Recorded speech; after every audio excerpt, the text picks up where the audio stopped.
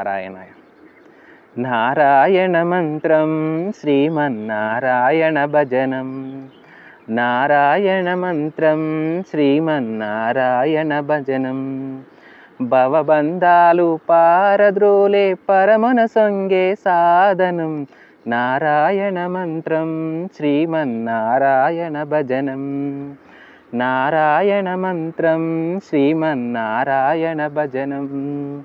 గాలిని బంధించే హఠించే గాసిల పని లేదు. గాలిని బంధించే హఠించే గాసిల పని లేదు. జీవుల హింసించే క్రతువుల చేయగ పని లేదు. జీవుల హింసించే క్రతువుల చేయగ పని లేదు. మాధవ మధుసూదన అని మనసున తలచిన చాలుగా. మాధవ మధుసూదన అని మనసున తలచిన చాలుగా. నారాయణ మంత్రం శ్రీమన్నారాయణ భజనం. నారాయణ మంత్రం శ్రీమన్నారాయణ భజనం. ఓం నమో నారాయణాయ. ఓం నమో వెంకటేశాయ. గోవింద గోవింద గోవింద. శ్రీకృష్ణుడు వేణుగానంతో గోవుల్ని గోపికల్ని బృందావనంలో ఉన్న అందరినీ మంత్రముగ్ధులు చేశాడు. ఆ వేణుగానంలో ఉన్నటువంటి శక్తి అందరినీ మంత్రముగ్ధులు చేసింది. ఒక శబ్దం, ఒక లయకారకమైనటువంటి శబ్దం ఒక శక్తి జనిస్తుంది, ఒక శక్తిని పుట్టిస్తుంది. అద్భుతమైనటువంటి వేణుగానానికి మంత్రముగ్ధులు అవ్వని వారంటూ ఎవరు లేరు. చాలా అద్భుతంగా వేణుగానంతో శ్రీకృష్ణుడు గోవుల్ని గోపికల్ని బృందావనంలో ఉన్న ప్రతి ఒక్కరిని మంత్రముగ్ధులు చేశాడు. చాలా చాలా అద్భుతం. ఎంతో ప్రశాంతమైనటువంటి వాతావరణంలో అసలు ఎంతో ఆధ్యాత్మికంగా స్వామివారిని అందరినీ మంత్రముగ్ధులు చేశాడు. ఇంతటి శక్తి దాగుంది ఈ వేణుగానంలో. ఈరోజు నా దృష్టికి కొన్ని సమస్యలు నోటీస్కి రావడం జరిగింది. నాకు తెలిసిన వాళ్ళు ఒకళ్ళు ఈరోజు నన్ను కలిసి ఏమన్నారంటే, ఈ ఆధ్యాత్మికం అనేది చాలా చాలా విలువైంది, చాలా ముఖ్యమైనది. ఇప్పుడున్నటువంటి సమాజానికి ఈ ఆధ్యాత్మికం చాలా అవసరం. ఎందుకంటే ఆత్మస్థైర్యం లేకుండా చాలామంది అనేక సమస్యలతో బాధపడుతూ క్షణికావేశంలో క్షణికపాటి నిర్ణయాలు తీసుకొని వాళ్ళ జీవితాన్ని చాలించేస్తున్నారు. కోపం మనిషిని ఎక్కువగా టార్గెట్ చేస్తుంది. ఈ కోపం డామినేట్ కూడా చేస్తుంది. అనేకమైనటువంటి సమస్యలకు దారి చేస్తుంది ఈ కోపం. ఈ కోపాన్ని మనం కంట్రోల్ చేసుకోవాలి.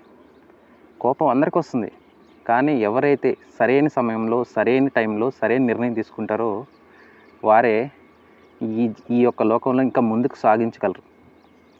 అంతేగాని కోపం వచ్చిందని మనం క్షణికావేశంలో ఒక అనవసరమైనటువంటి అజ్ఞానమైనటువంటి నిర్ణయాలు తీసుకొని ఒక దారుణమైనటువంటి పరిస్థితులకు పాల్పడినప్పుడు మనం అనేకమైనటువంటి సమస్యలకి ప్రలోభాలకి లోనవడం జరుగుతుంది. ఈరోజు మనం సమాజంలో ఎన్నో ఈ కోపం వల్ల వచ్చినటువంటి అనర్థాలని మనం చూస్తూనే ఉన్నాం. రోజు మనకి పేపర్లో మనకు కనిపిస్తూనే ఉన్నాయి.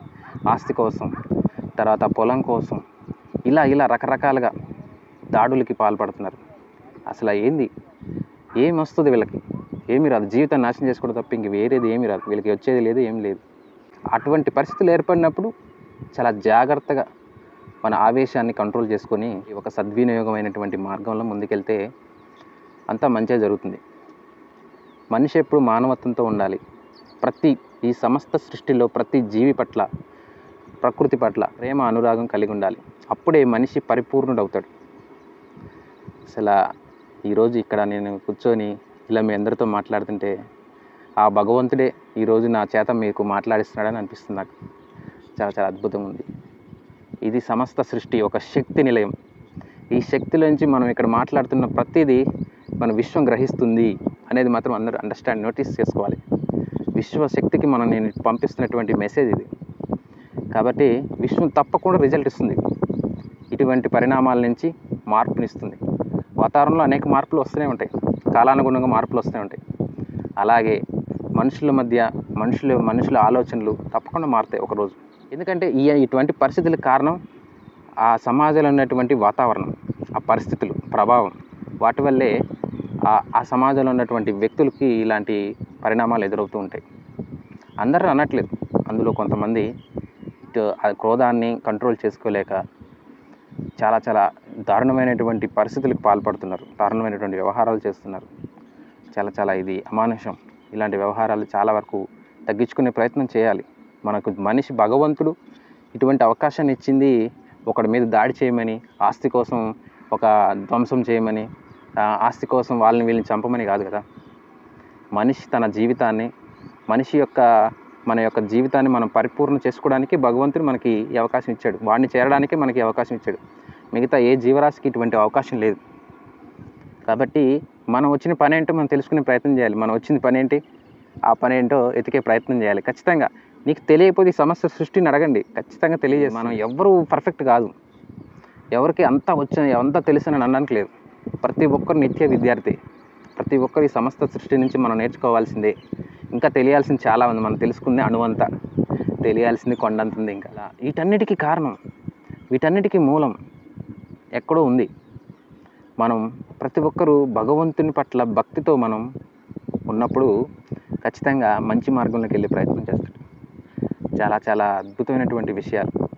భగవంతుని పట్ల భక్తి, భగవంతుని పట్ల ప్రేమ, భగవంతుని పట్ల నమ్మకం, ఇవి కలిగి ఉన్నప్పుడే మనం మంచి మార్గంలో ముందుకు వెళ్తాం. అప్పుడే మనకి అద్భుతమైనటువంటి విషయాలు అర్థమవుతాయి. మనం ఈ జన్మని సార్థకం చేసుకున్న వాళ్ళు అవుతాం. నా ప్రయత్నం వల్ల అదే. మనం మంచి మార్గంలో వెళ్తూ 10 మంది అదే మార్గంలో నడిచేటట్టు చేయాలి. వాళ్ళు ఇంకో 10 మందిని మంచి మార్గంలో నడుపుతారు. ఖచ్చితంగా ఈ సమాజానికి మంచి చాలా అవసరం.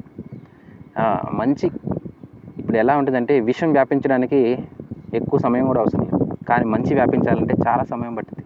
ఒక్కోసారి ఒక జీవితమే పట్టింది. అంత అద్భుతంగా ఉంటుందంటే మంచిని కాపాడటం ధర్మం. దాన్నే ధర్మం అంటారు. ఈ సమస్త సృష్టి మీద ఏదైనా శాశ్వతంగా ఉంటుంది ఏదైనా అంటే ధర్మం. ఆ ధర్మం ఒకటే. ఆ ధర్మం కోసమే భగవంతుడు మళ్ళీ అవతరిస్తాడు. ఆ ధర్మ రక్షణ కోసం మళ్ళీ చేసి ధర్మాన్ని రక్షించడం జరుగుతుంది. చాలా అద్భుతమైన విషయాలు. అందుకే జనులారా, కోపాన్ని, ఆవేశాన్ని కంట్రోల్ చేసుకొని మన యొక్క జీవితాన్ని మధ్యలోనే అంతం చేసుకోకూడదు. జీవితాన్ని సద్వినియోగం చేసుకోవాలి. జీవితాన్ని పరిపూర్ణంగా అనుభవించాలి. జీవితాన్ని చాలా స్వచ్ఛంగా, చాలా ఆనందంగా, చాలా చక్కగా జీవించాలి.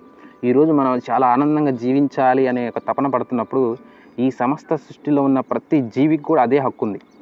కాబట్టి వాటి హక్కుల్ని మనం కాలు రాయకూడదు, వాటి హక్కుల్ని మనం తోలనాడకూడదు. కాబట్టి ఈ సమస్త సృష్టిలో ఉన్న జీవరాశులు మొత్తానికి కూడా మనకున్నటువంటి హక్కే అన్ని వాటికి కూడా కలిగి ఉంది. Thank you so much. ఓం నమో భగవతే వాసుదేవాయ. ఓం నమో వెంకటేశాయ. Thank you so much. Govinda. నన్ను 10 సంవత్సరాలు కష్టపెడుతున్నావని ఏదో బాధపడుతున్నా, చాలా బాధపడ్డాను అనుకున్నా. కానీ స్వామి, నన్ను సానబెడుతున్నావని నేను ఈరోజు గ్రహించా. నన్ను ఒక పరిపూర్ణతవంతుడిని చేస్తున్నావని నాకు ఈరోజు అర్థమైంది. అసలు నేను పడ్డ కష్టాలు అసలు చివరికి గోవిందుడి దగ్గర చేరేంత ప్రయత్నం చేశాయి. అంతా నడిపించావు కదా, అంతా నడిపించి నీ కొండ మీద కూర్చోబెట్టావు చివరికి. అప్పుడు కదా స్వామి నా జీవితాన్ని మార్చి మళ్ళీ ఇంకొక జీవితాన్ని ఇచ్చి మళ్ళీ కిందకు పంపించావు, కొండ కిందకి పంపించి ఈరోజు నాతో ఇన్ని అద్భుతమైనటువంటి మాటలు పలికిస్తున్నావు. సమస్త జనాలకి తెలియజేసే ప్రయత్నం చేస్తున్నావు. Thank you so much. నీ కోసం నేను పనిచేస్తా, నీ కోసం నేను నడుస్తా, నేను ఇచ్చిన మాట ప్రకారం నీ కోసం నేను నిలబడతా. ఒక్కసారి నన్ను ఆదరించండి స్వామి, నీకు దాసుని అవుతానని నేను మాటిచ్చా. ఆ మాట కోసం నేను ఎప్పటికీ నీ కోసం రుణపడి ఉంటా.